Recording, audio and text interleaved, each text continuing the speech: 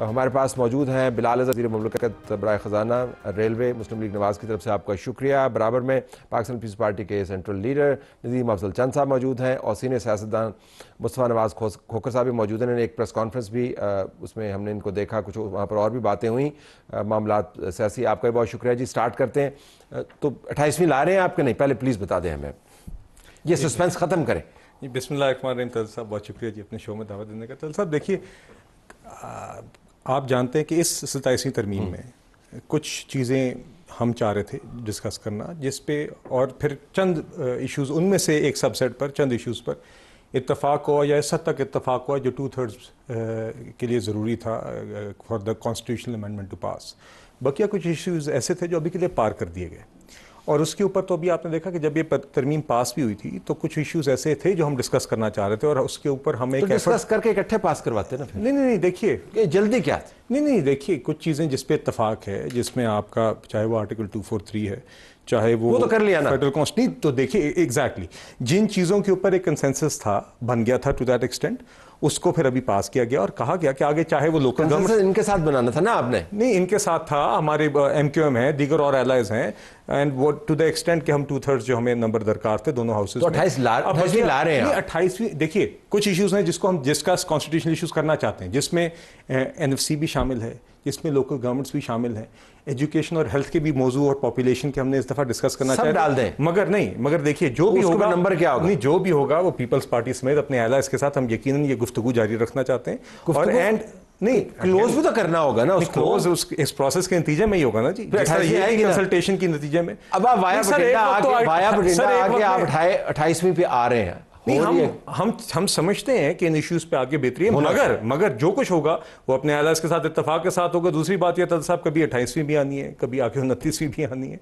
तो तरमीम तो आगे पीछे भी आएंगे। तो आपको काबिल कबूल होगा जी ये बिलखुसूस जो बल्दियाती निज़ाम, नए सूबे, ये मामलात? लेकिन जी सबसे पहले तो मैं समझता हूँ जो साबका तरमीम हुई हैं, अब थोड़ा सा आवाम को उनके समरात ले लेने दें, आवाम को भुगत लेने दें कि आवाम तक उनके फ़वाइद आप कैसे पहुँचाते हैं। जो अवामी इशूज़ हैं, जो इस वक्त आवाम के इशूज़ हैं ना, उस पर मैं समझता हूँ ज़्यादा ध्यान दें बजाय तरमीम रोज़ाना हिस्सा डाला। आप डलवा लेते आवाम की इशू। देखिए आवाम का हमने कोशिश की, जो हुकूमत की तरफ से मजिस्ट्रेसी के निज़ाम पे एक था, हुकूमत की तरफ से NFC 18वीं तरमीम, ज़्यादा सूबे आवाम का इशू, बल्दियाती इशू बिल्कुल आवाम का है। बल्दियाती इशू हुकूमत है। पंजाब में इस वक्त बल्दियाती इलेक्शन नहीं हो रहा है, बाकी सूबों में तो हो चुके हैं, और सिंध में कंपैरेटिवली सारे सूबों से बेहतर निज़ाम है। मजीद बेहतरी की गुंजाइश है, इसमें कोई शक नहीं। और मैं समझता हूँ ज़्यादा सूबों पर आपको अगर नून लीग को ज़्यादा अमेंडमेंट का शौक है तो इस वक्त पहले पंजाब में बल्दियाती इलेक्शन तो करवाए ना। शौक तो बाहमी था ना, देखिए ये साझा शौक था। नहीं, हुकूमत की तरफ से एक ड्राफ्ट आया, हमने उसमें जो जिन चीज़ों पे इत्तफाक राय हो सका, ठीक कह रहे हैं क्या साहब, वो चीज़ें हुई। जिन चीज़ों पे हमारे अंदर बड़ी डिबेट हुई, बहस हुई, और कुछ चीज़ों पे इत्तफाक बिल्कुल नहीं हो, मेरे ख्याल हो भी नहीं सकता, और कुछ पे शायद आगे जाके हो भी जाए, ठीक है। लेकिन एक जो प्रॉपर वे है डिस्कशन का, टाइम लिमिट एक दें आप पार्लिमानी पार्टीज को, वक्त नहीं मिला पार्लिमान को एक प्रॉपर, ताकि अवाम को भी तनकीद का मौका न मिले, और फिर अवाम को देखें। अभी भी मैं समझता हूँ थोड़ा टाइम मिला, लेकिन इसके बावजूद हमने देखे ना, हमारी जो CC की मीटिंग हुई उसमें जो चीज़ें डिस्कस हुई, 2 दिन हमारी 6-6 घंटे मीटिंग चली, उसमें मजिस्ट्रेसी के ऊपर बड़ी डिटेल डिस्कशन हुई, डुअल नेशनैलिटी के ऊपर। अगर आपको ज्यादा वक्त देंगे, ज्यादा बहस होगी, फिर ज्यादा कंसेंसस बनेगा, मैं समझता हूँ एक मीडिया पे भी जाना चाहिए, एक वकला कम्युनिटी को भी एंगेज करना चाहिए सारी चीज़ों को। आपका सोशल कोर्ट एक पीपल पार्टी का चार्टर ऑफ डेमोक्रेसी का एक पुराना था, लेकिन अब जो हमारा एक नीयत थी, जो बीबी शहीद के मियाँ साहब ने साइन किया था, जो कॉन्स्टिट्यूशनल कोर्ट का चार्टर डेमोक्रेसी, अब उसके आगे जाके हमने एक उस पर तनकीद भी हो रही है, हमने पॉजिटिविटी इतनी दिखानी है कि जो तनकीद हो रही है वो ख़त्म हो जाए, ठीक, तो ताकि कोई वकला तहरीक की तरफ ना जाए, कोई हमारी सोसाइटी का इम्कान है उसका, तहरीक ना खेली जाए हर वक्त, तो स्टेबिलिटी की तरफ भी जाना चाहिए। मुफ्ती साहब, आप उनकी इंटेंट तो क्लियर है, वो अपनी ज़्यादा ताकत इस्तेमाल करेंगे, न्यूमेरिकल स्ट्रेंथ जहाँ पे होगी तो पास करेंगे।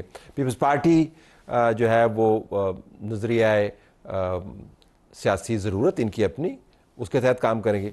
तो आप ये जो नज़रिया ज़रूरत पर नहीं, सियासी ज़रूरत बने, नजरिया सियासी जरूरत नहीं, नजरिया सियासी जरूरत नहीं, नजरिया सियासी कैसे ले आप, नजरिया और कोई नाम दे ले, नजरिया जरूरत ना नाम दे। चले ठीक, जरूर निकाल दें।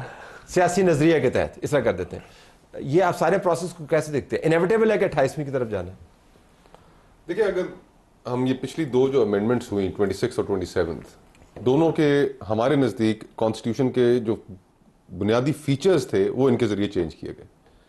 जो न्यूमेरिकल स्ट्रेंथ आपने लफ्ज़ इस्तेमाल किया दौरान गुफ्तगू, उस न्यूमेरिकल स्ट्रेंथ को भी देख लें कि हुकूमत ने कैसे हासिल की, हुकूमत को कैसे मिली। मैन्युफैक्चर्ड न्यूमेरिकल स्ट्रेंथ है। MNAs MPAs उनको सजाएं हुई, उनकी जगह नए लोग इलेक्ट हुए, न्यूमेरिकल स्ट्रेंथ मिल गई। तो as far as the numbers are concerned एक मैन्युफैक्चर्ड न्यूमेरिकल स्ट्रेंथ मौजूद है जिसकी बुनियाद पर ये बढ़े चले जा रहे हैं। ठीक। अब सवाल ये पैदा होता है कि कॉन्स्टिट्यूशनल अमेंडमेंट्स अगर आपने इतने बड़ी एक्सरसाइज करनी है तो उसकी ओनरशिप कितनी है? 18वीं तरमीम जब पास हुई 8 महीने उसके ऊपर कंसल्टेशंस होती रही। अवाम अखबारात में इश्तिहार दिए गए कि अगर कोई राय देना चाहता है तो अपनी दे दे।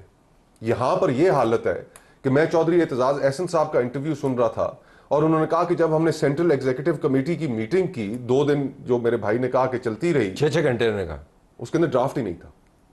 ये चौधरी एतजाज एहसन साहब ने कहा। चंद साहब ये जरा तस्दीक कर दें। नहीं, ड्राफ्ट हमें जो ब्रीफिंग मुर्तज़ा वहाब ने और फरूक चनैक ने जो दी वो ड्राफ्ट पढ़ के ही दे रहे थे। ड्राफ्ट उनके सामने था। नहीं, हर मेंबर के सामने ड्राफ्ट नहीं था, लेकिन जो मतलब तो हर मेंबर के सामने जो है एक कागज रखा हुआ है। नहीं, हर मेंबर देखें जो ड्राफ्ट के ऊपर उन्होंने ब्रीफिंग दी, उन्होंने लीगल टीम ने ब्रीफिंग दी और पहले दिन ब्रीफिंग दी, दूसरे दिन दोबारा ब्रीफिंग दी, वो ड्राफ्ट से दी। चौधरी एतजाज एहसन साहब पाकिस्तान के वो ज़ूम पे थे, one of the finest legal. नहीं, वो ज़ूम पे थे। मैं खुद वकील हूं, मैं इस चीज को समझता हूं कि, और आप भी समझते हैं, पार्लियामेंटेरियन आप रहे हैं, बिलाल भाई पार्लियामेंट में मौजूद हैं, कि एक लफ्ज का जो ऊपर नीचे होना है वो कितना अहम होता है इस प्रोसेस में। ये आपको एतराज क्या है कि टाइम नहीं मिला या क्या? देखिए, एतराज तो इसके ऊपर बहुत सारे हैं। सबसे पहला एतराज ये है कि आपने फंडामेंटल जो हमारे कॉन्स्टिट्यूशन के कुछ फीचर्स हैं जिनके अंदर इंडिपेंडेंस ऑफ जुडिशरी एक पिलर है, चार्टर ऑफ डेमोक्रेसी से लेके आ रहे हैं, उसके ऊपर इतनी बहस है, उसके ऊपर बहुत बहस हुई है। चार्टर ऑफ डेमोक्रेसी, अब फिर मुझे उसका इजाजत दें जवाब देने की। चार्टर ऑफ डेमोक्रेसी के टेक्स्ट में लिखा हुआ क्या है? उसके अंदर लिखा हुआ है कि 6 साल तक ये कायम रहेगी और 6 साल के बाद खत्म कर दी जाएगी कॉन्स्टिट्यूशनल कोर्ट। क्यों? ताकि आईन के अंदर से हम वो आलूदगी खत्म करें जो परवेज मुशर्रफ लेकर आया। उसका सियाको सबक था, उसका सियाको सबक। ठीक है।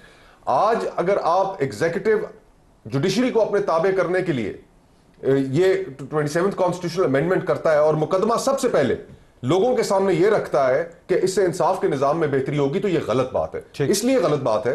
26वीं के वक्त इन्होंने यही कहा कि अवाम को जल्दी रिलीफ मिलेगा। 1 साल कॉन्स्टिट्यूशनल बेंचेस रहे। आप मुझे बता दीजिए कि क्या रिलीफ मिला?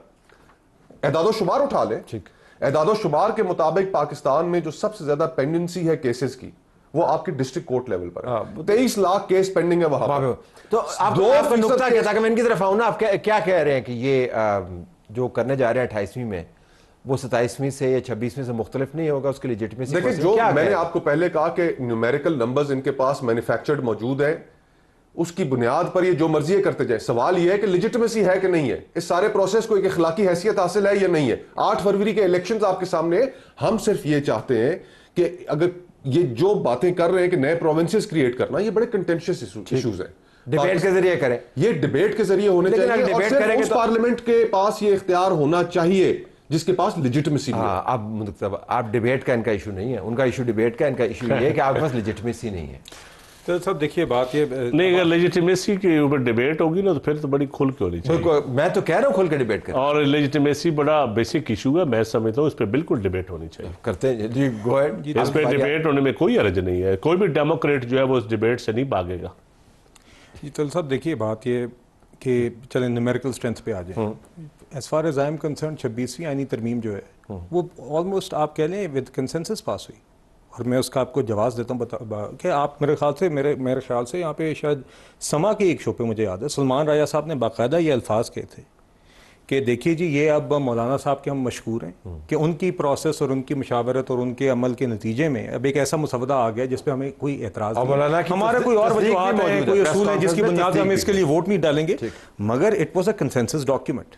देखिए तो उसमें तो फिर न्यूमेरिकल स्ट्रेंथ आप जो मर्जी के दैट फैक्टर बिकम्स इररिलेवेंट। इस दफ़ा देखिए बात, मुझे नहीं पता सीईसी में कागज़ रखा गया कि नहीं, मगर I was a member of the standing committee जिसने 2 दिन उसको बाकायदा, और we went article by article. उससे पहले चंद साहब जानते होंगे कि हमारी PMLN की या हमारी हुकूमत की जो लीगल टीम है और पीपल्स पार्टी की टीम्स ने आपस में काफी तवील मुशावरत की, एक ड्राफ्ट के ऊपर और एक वर्किंग ग्रुप ने तफसील में काम किया, ड्राफ्ट ही लेकर गए जब एक कॉमन, और उसके अंदर फिर उनके पास लीडरशिप की हदायत और गाइडेंस भी थी और एक इटरेटिव प्रोसेस थी। जिसके बाद 5 मिनट में चांद साहब ने जिस तरह बयान दिया था, मुझे लगता था कि उनको हैरानी हुई कि ड्राफ्ट आ गया, लेकिन अब आपने बात की तो मानना है कि लीगल टीम, हमारी लीगल तलसाब देखिए, चौधरी फैजाज साहब जूम पे थे, जो आपस की बात कर रहे हैं, आपस का मीटिंग्स हुई हैं, बड़ी लंबी मीटिंग्स हुई और काफी अरसे पर हुई, और दोनों जमातों की टीम्स ने जब एक मसवदा अपनी लीडरशिप की गाइडेंस के साथ एग्री कर लिया, तब ही हम फिर कैबिनेट में लेके आए। फिर वो स्टैंडिंग कमेटी में 2 दिन उधर भी आर्टिकल बाय आर्टिकल रीडिंग हुई, और हमने बार बार दावत दी कि PTI के जो भी या दूसरे लोगों के जो भी एतराजात हैं वो उसमें अमल का हिस्सा बने।